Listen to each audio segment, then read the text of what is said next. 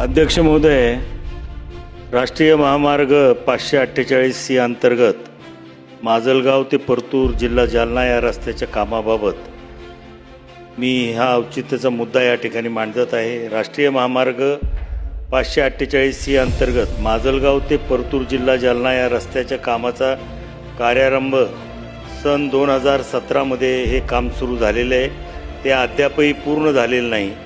MSRDCच्या अधिकाऱ्यांशी संगनमताने 2022 मध्ये या कामाच्या बाबतीत प्रमाणपत्र देण्यात आले। रस्त्यावरील पॅनल बदलले नसताना बिल अदा केले। सद्यस्थितीत रस्त्यावर मोठ्या प्रमाणात भेगा पडलेल्या आहेत। कॉन्ट्रॅक्टदाराचा दोषदायित्वाचा कालावधी 2026 मध्ये संपत असून पॅनल दुरुस्ती व अर्धवट अवस्थेतल्या या कॉन्ट्रॅक्टदाराविरुद्ध दंडात्मक कारवाई तसेच दोषदायित्व कालावधी वाढवणे तसेच दोषी अधिकाऱ्याविरुद्ध कारवाई करावी